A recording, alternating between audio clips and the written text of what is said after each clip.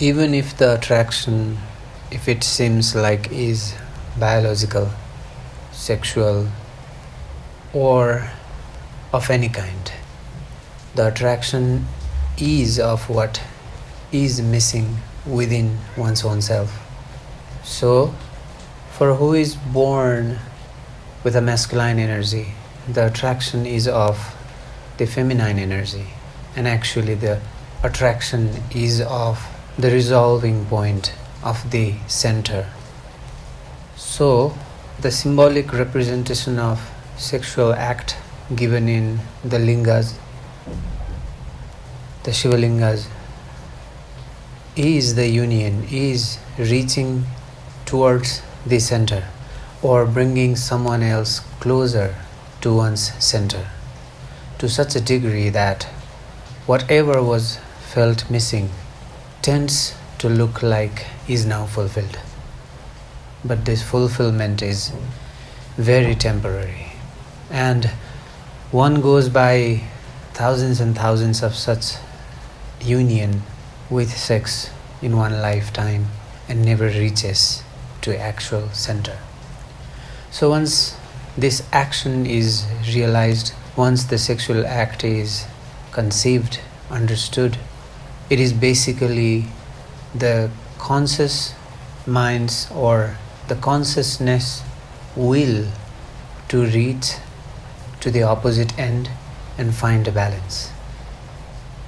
And sexual act and sexual energy should ultimately bring one to this realization, to this point where the inner opposite is born and now is balanced, and now is an integrated man, an integrated woman. And this form of realization and this form of energy and this form of being lives in both physical pleasure, pain, and beyond physical pleasure and pain. This is the witness. It witnesses both physical pleasure, physical pain, physical actions to metaphysical actions and bliss. And this metaphysical action and bliss can arrive only when the animus meets the anima. In other words, one becomes the Ardhanarishwara oneself, or realizes the subtle presence of the opposite energy. And this means whatever was missing and whatever had created a vacuum of form, be it physical, be it emotional, be it psychological, this form is like a key, a master key, a master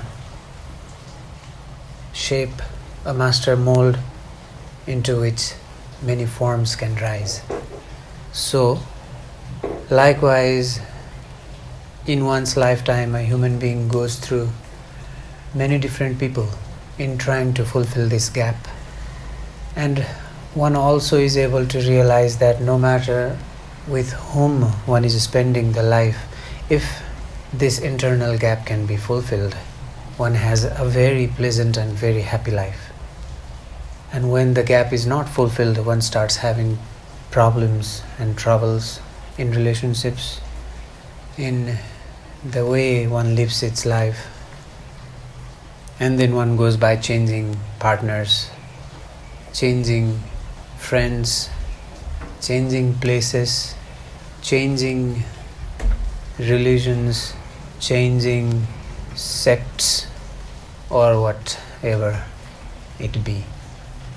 So, whatever attraction is there is for the ultimate good, because this attraction never ceases, this desire never ceases, this desire to be complete never ceases, this desire to fulfill oneself with many things in life, from physical manifestations like home, car, or desire to move around and see the world, desire to accumulate anything, be it physical or emotional or of seeing the world, or of learning many books, or of trying to remember as many things as one can, the high IQ or the low IQ. One can go through many different pathways in life, but all it seems is that it is from the core of desire that one goes by, of finding one's own self. Now, if this is seen that it is but the journey of finding one's own self, and that in turn also means finding one's anima or one's animus, or in the East if they call Shiva or Shakti, it is but trying to find one's own opposite that is indeed present within oneself, and it is opposite, which is why it is unreachable. And once the unreachable is seen, it is reached. Once the depth is realized, it is no more a depth. Once the internal darkness is approached, it is no more darkness. This opposite combines each other and gives life its meaning, its value, its presence, its bliss. So, one is allowed to see from whichever vantage point one wants to see, be it physical, be it emotional, be it metaphysical, be it cosmic, whatever vantage point one wants to see, one is free to see, and this is the free will.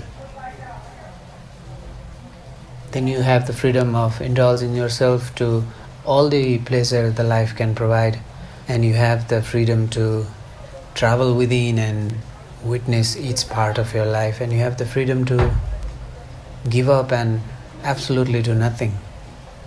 And that means be in the state of meditation, the state of akriya. So one is allowed to try and seek and fulfill this vacuum by going outward of one's own self or going inward of one's own self, be creative or be destructive, fulfilling one's own self by any means. When it comes through the sexual partner, it involves a sexual relationship to try and fulfill this.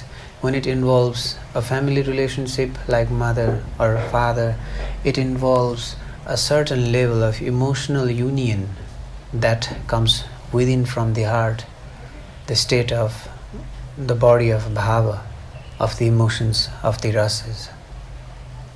And either way it comes to try and fulfill the gap of this opposite end. And therefore, exactly therefore, this opposite end can come from any person to a modern man or a modern woman.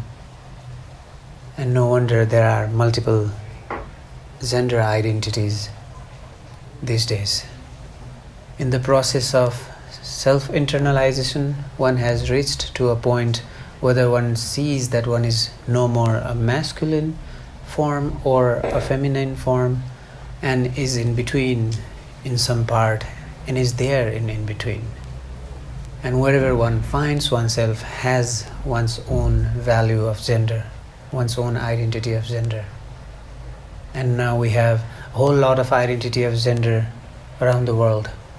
So these are the people who have realized that in the path of animus and anima, one is in certain degree at a point and realizes the world from that point.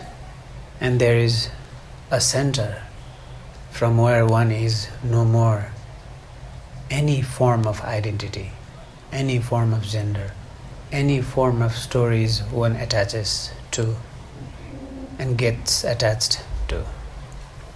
This is the state of meditation, where one simply is, and the stories in the mind are simply the stories that came in like the flash of light, like the lightning, and flashes out of existence in a moment. And our realities are but these strong held thoughts of one's own life. The name, for example, is a very strongly held thought that becomes a reality. So whichever thought one gives energy to and holds strongly becomes one's reality. And one is free to create one's own reality, and everyone is free to create one's own reality and create one's own value, and one can simply witness.